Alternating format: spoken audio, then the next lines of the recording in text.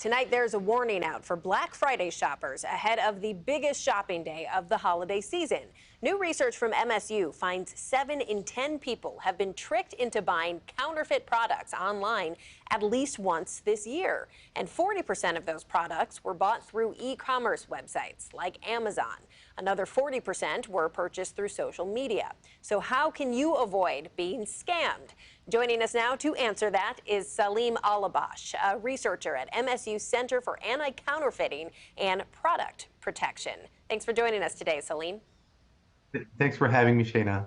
So, I like to think, I'm sure a lot of people like to think, I would never fall for something like this. I think I know what I'm doing here, but this sounds pretty easy if the majority of us have fallen for it. So start by telling me just how simple is it to fall for something like this?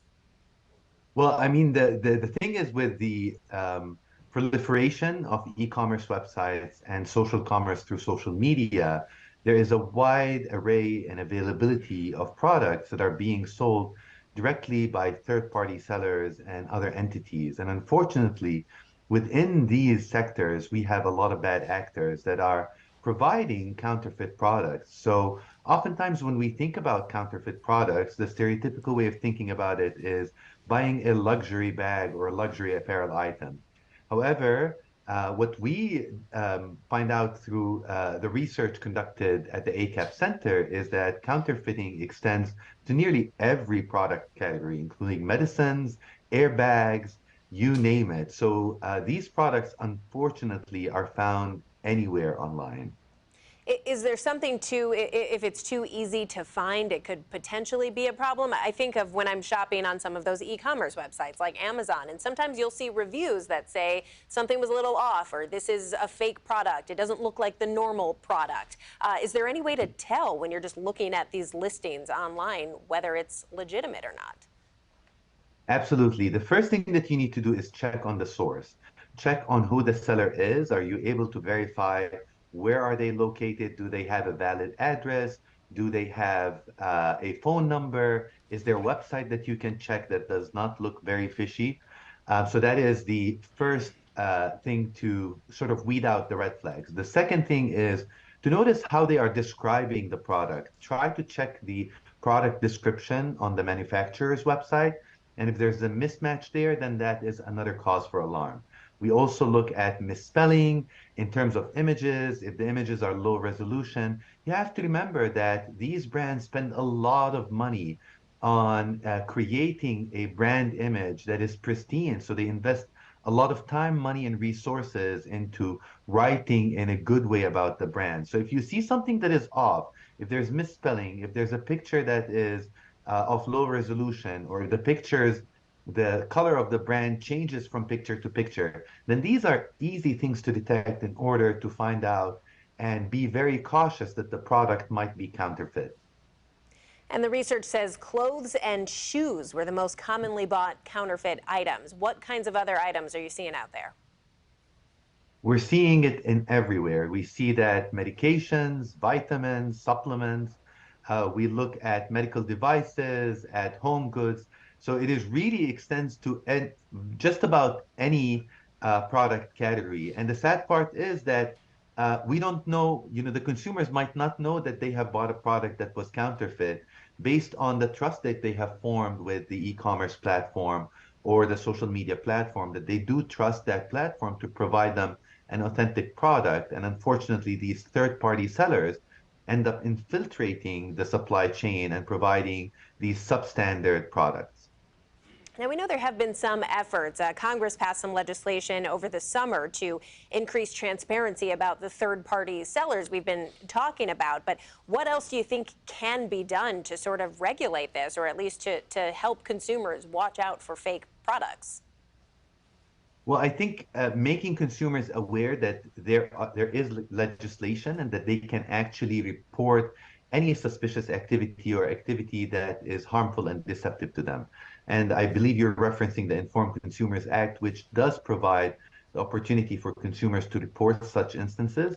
There are other pieces of legislation that are being proposed now that offer more regulation in the proactive side of trying to inhibit the prevalence of counterfeit products. But at the end of the day, when we look at shopping online, it is a very habitual and ritualized behavior. It is almost second nature to a lot of us, myself included. It is so easy within a few seconds from the comfort of your home, and you don't even have to change from your PJs. You can be putting a product in your shopping cart and it will already be on the way to you. And within a few days, it will be on your doorstep.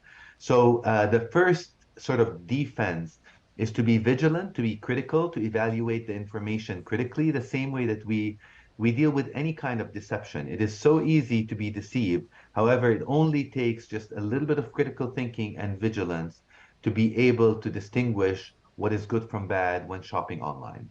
Yeah, and we mentioned it's not just the big e-commerce websites like Amazon. Quite a few people are buying counterfeit products on social media. What is all of that about? You know, sometimes you see people advertising on social media and you're thinking this is a small business. This is, even better than shopping at an e-commerce website. What are you seeing there with the social media factor of all this? Yeah. Yeah, absolutely. We're seeing a lot of things with social media. It is a can of worms that is hard to contain because, in addition to having verified sellers and third-party sellers set up shop through these social commerce platforms, we're seeing a lot of what seems to be peer-to-peer selling.